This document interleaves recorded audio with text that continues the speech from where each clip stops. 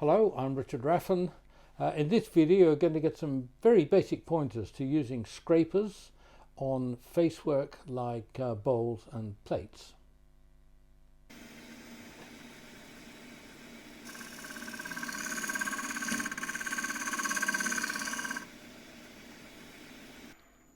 The key thing to remember when you're using scrapers is that the angle between the top of the tool and the surface you're cutting, this angle in here, needs to be less than 90 degrees.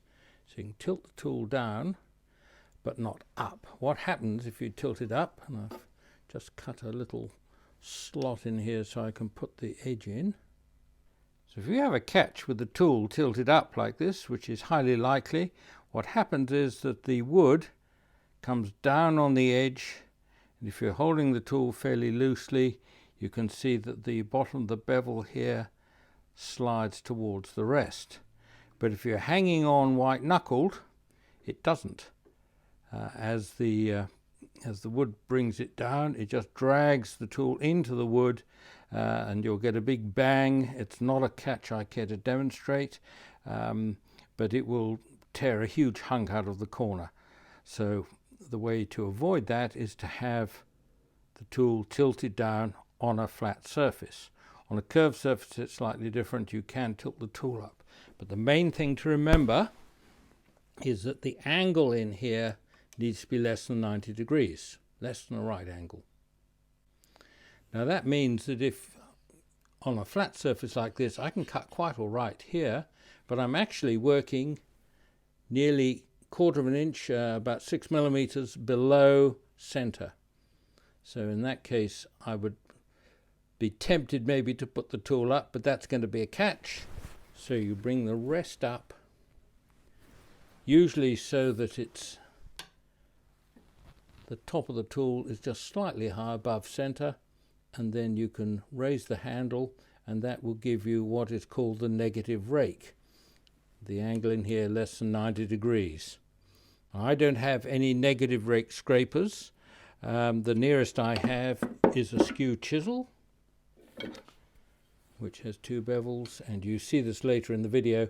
Here the angle between the top of the tool, which is the bevel, and the surface is well less than 90 degrees, and you've got to tilt this tool up a long way before you have the catch. But it's still possible with negative rake scrapers. So to my mind, you do not need a negative rake scraper. All you need is to raise the handle so that the tool is tilted down slightly on a flat surface. This is the side view of a slightly concave surface cut with a 3/4 inch 19 millimeters square end scraper, only it's not quite square.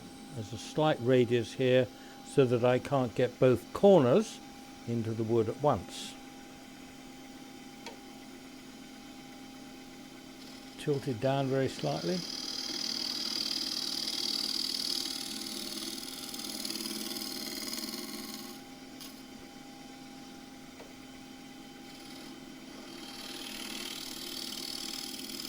We think in terms of stroking the wood, not scraping it. We're not trying to get paint off a door. Now notice that I have the rest back from the wood a bit. I'll remark center, height, just there, a little dot in the middle of the black. I hope you can see here that the rest is about half a tool width below center. If I tilt the tool up to get cut at center there, this is too steep an angle, so the rest comes back.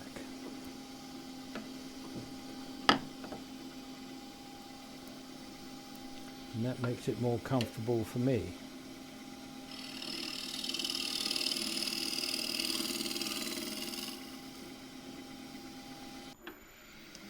Same again.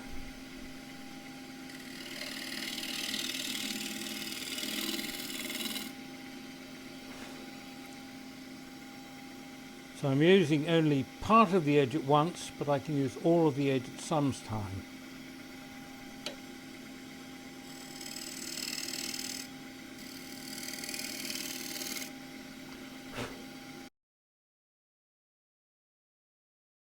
I I find it more difficult to move the tool accurately when it's lying at right angles to the surface than when I'm using a skewed scraper.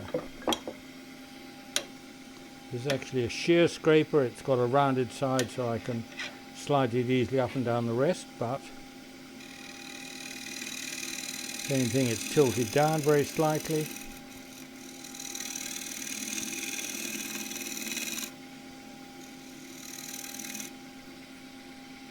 Well, that edge was not cutting very well, so I've just sharpened it.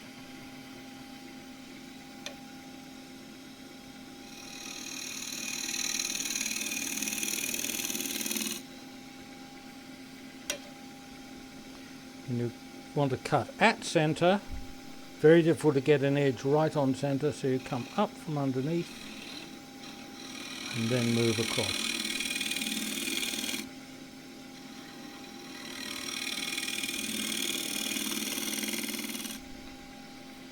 If you want to make any kind of decorative marks in here, you can do that with the corners.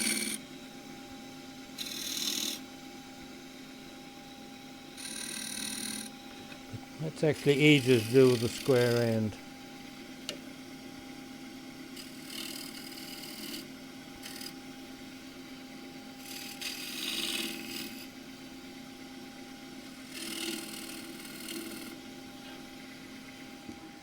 Now here I've dropped the rest, so when the tool's horizontal, it's about half a tool width below centre, and that's because I'm going to turn this up on edge and use the lower portion of the edge to shear scrape. So this is tilted up on edge and the shaving is coming off where you see the dust.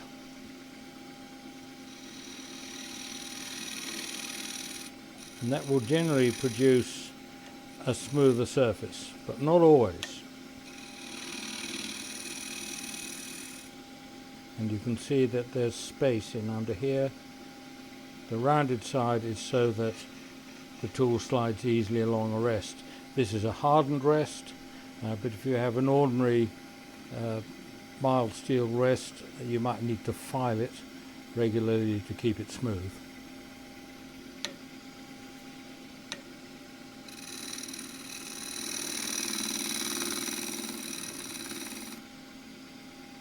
And in this situation, I like to plant my hand on the rest and then just squeeze the tool, ease the tool back and forth.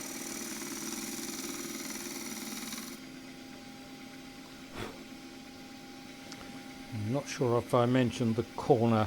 If you have, the rest needs to come up again.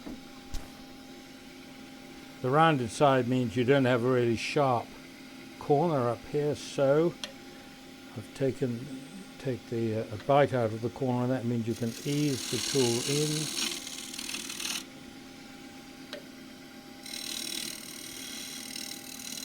And you can also shear scrape right into a corner. Rest goes down again.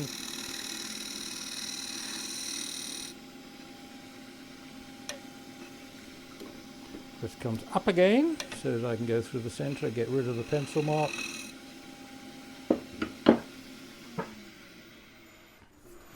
When it comes to turning the side with the tool flat on the rest, I keep the rest low, well below centre, and just brush the surface very gently.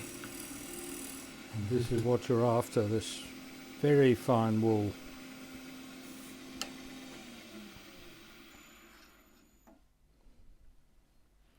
Now that's produced a fairly good surface. There's still some picked out grain here from when I've cut it with the gouge, and that will normally get shear scraped. So the shear scraper comes in on its side,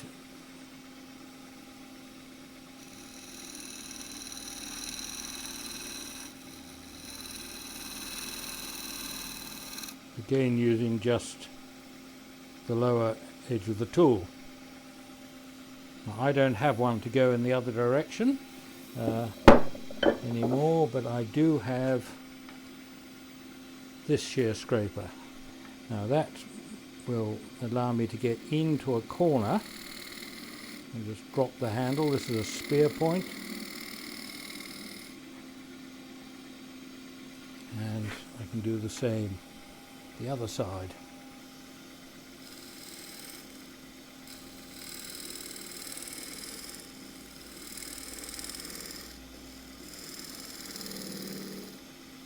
Now I designed this to get right into corners, but the problem is that if you get that point stuck into the oncoming shoulders, it comes round, it's a heck of a catch. You do not want to experience it.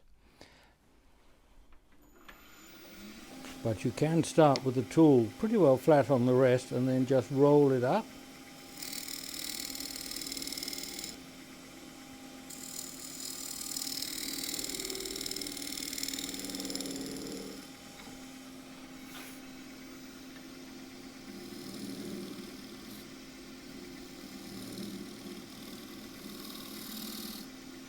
You can also use this tool just to go straight in and make little grooves.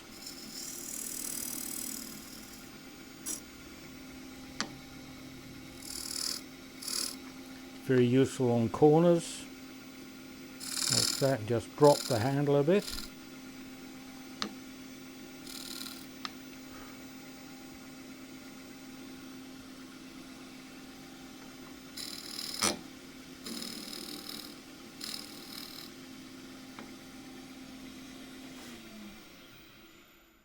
This is being trued up with a gouge. It's not completely smooth, there's a bit of picked out end grain there, and I know from experience that this is going to scrape a lot more easily and cleanly than I can cut it with a gouge. So first off, with the 3/4 inch square end scraper,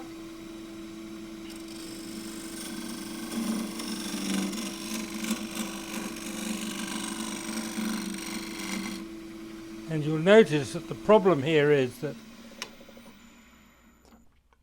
I start off in this position and I have to move my body an awfully long way as I move round with the tool. So I find it much easier to use a skewed scraper.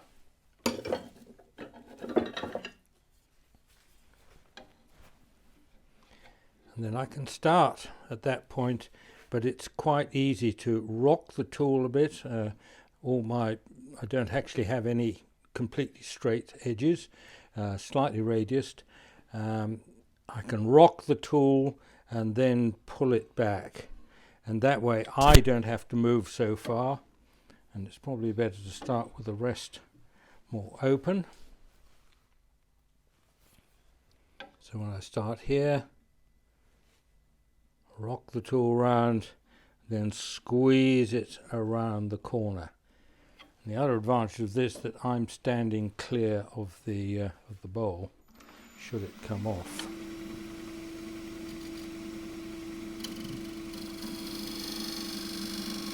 So this is with the tool flat on the wrist.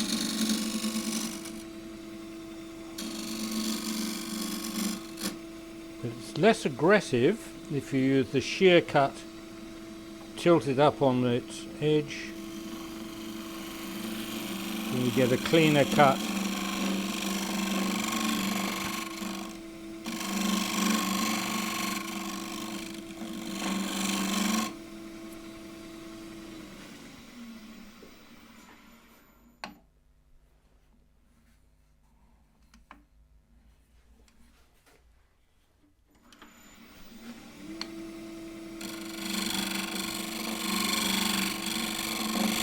So hand on the rest and just squeezing the tool back and forth.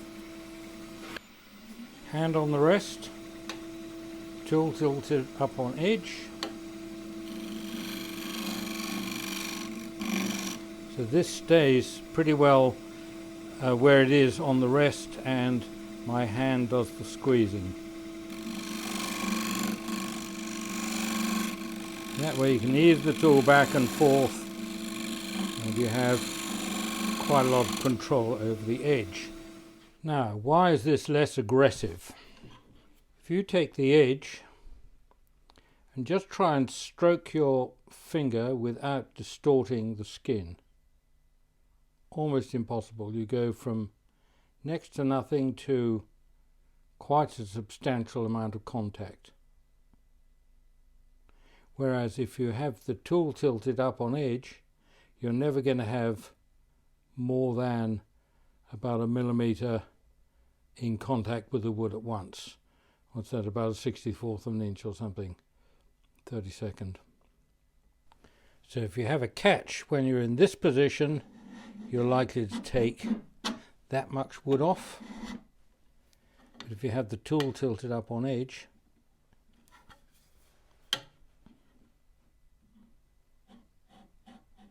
it's going to be much, much less.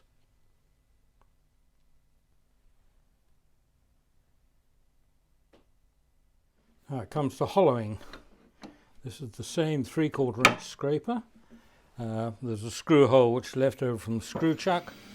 So I'm above centre here. It's come in more or less at a bit of an angle.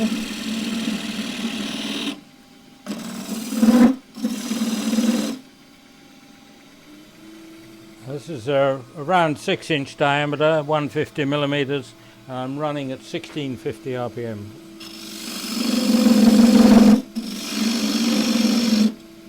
I can feel when there's too much strain, you get the vibration. So you just take less, and you need to use about 1/3 of the edge at once.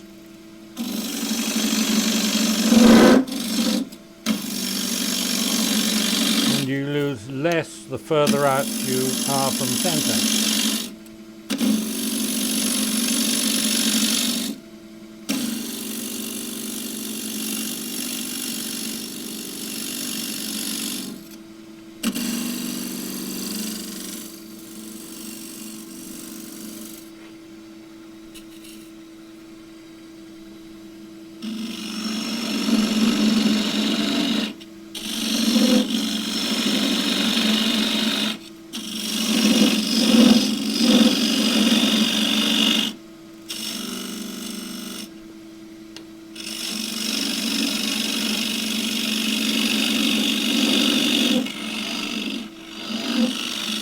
So this you can be pretty aggressive, and because the grain is running across, there's a very good chance that because of the lengths of fibres going this way, that you'll have some slightly torn grain, which I have here.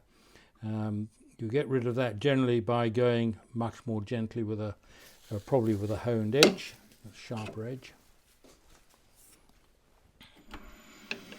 But this generally is how you can take a lot of wood out very quickly if you're roughing a bowl.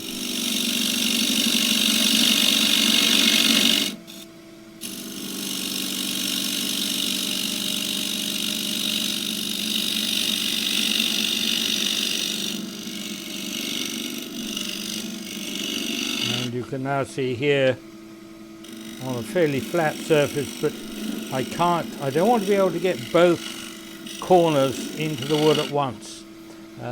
Just doesn't cut as efficiently, so always have this slight radius on the end. Call it the square end, but it isn't.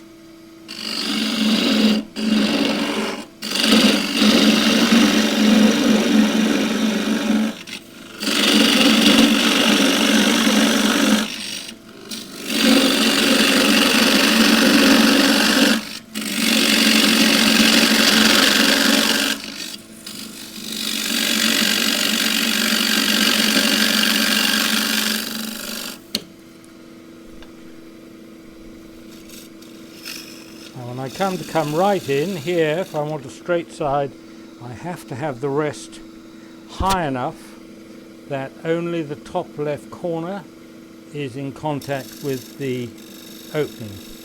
If it's lower,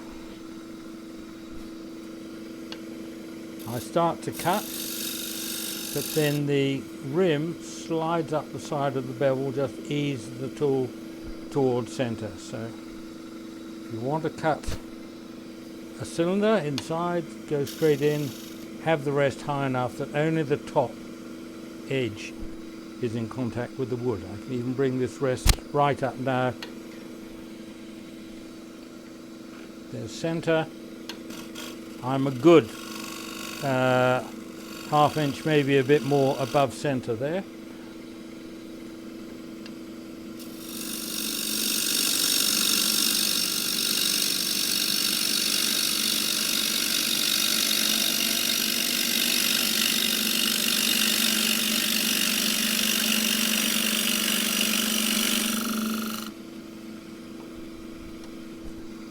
Far too high for going across the bottom.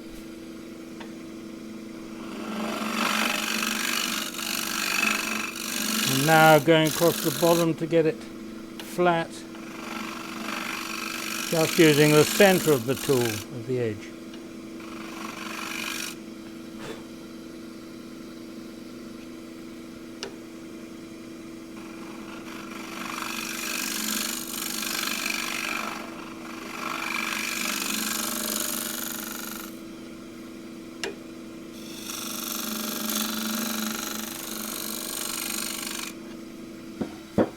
The little whipping sound there means it won't be that smooth in the bottom, but certainly sandable.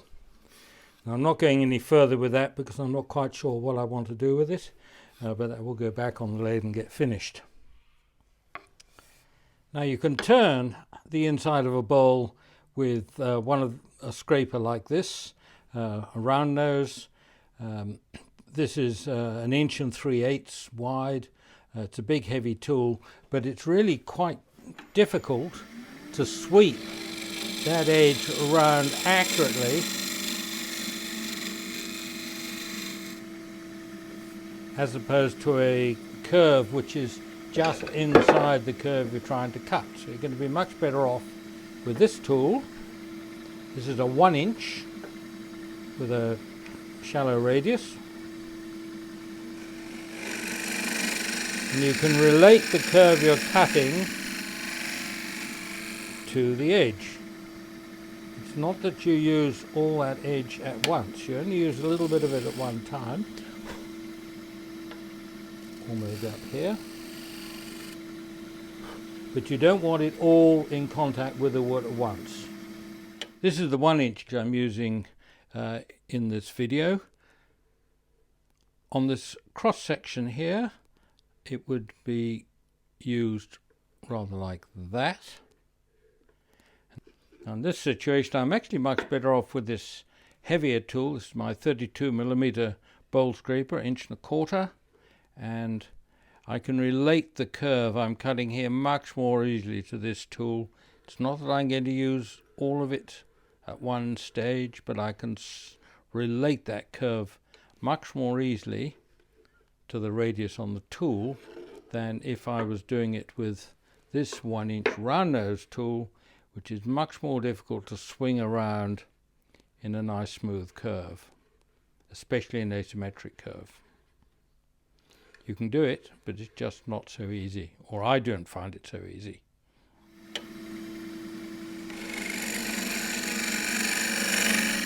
And across the bottom you might find it easier again with a shallower curve, a shallower radius.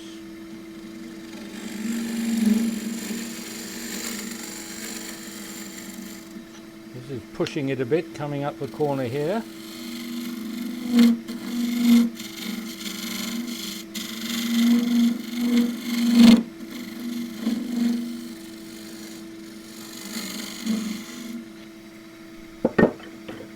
So I'd be better off with a slightly tighter curve.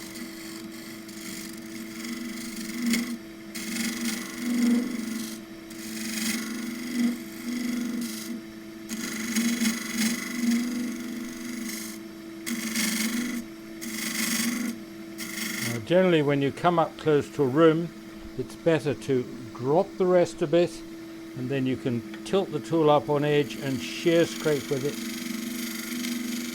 because there's much less wood in contact with the tool edge.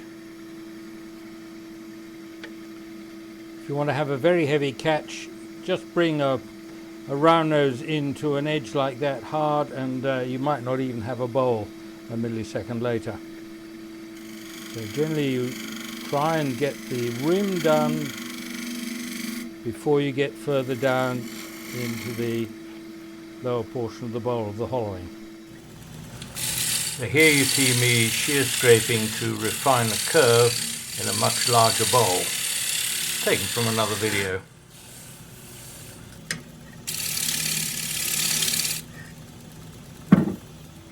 Now you might have noticed you've not yet seen a negative rake scraper. I've been using the scrapers with a negative rake by raising the handle, but I have the nearest thing I have approaching a negative rake scraper is a skew chisel with 2 bevels, and I have one like this for getting into corners, and I grind it as required. So if I need to get in there and I want to grind that as a slightly tighter curve, I'm quite happy to go to the grinder and do it. In fact, I will. So it looks pretty messy. I've really concentrated on just this little bit, which is what I want, what I need in this situation.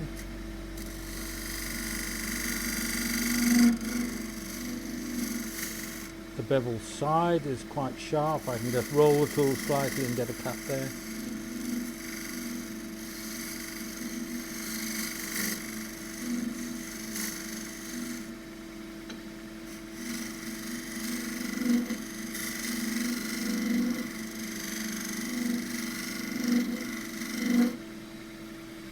And so that's typically how I do plate rims, and you'll see those in the any of the little plate videos there are, and you'll see the other scrapers doing very much this thing in every bowl video.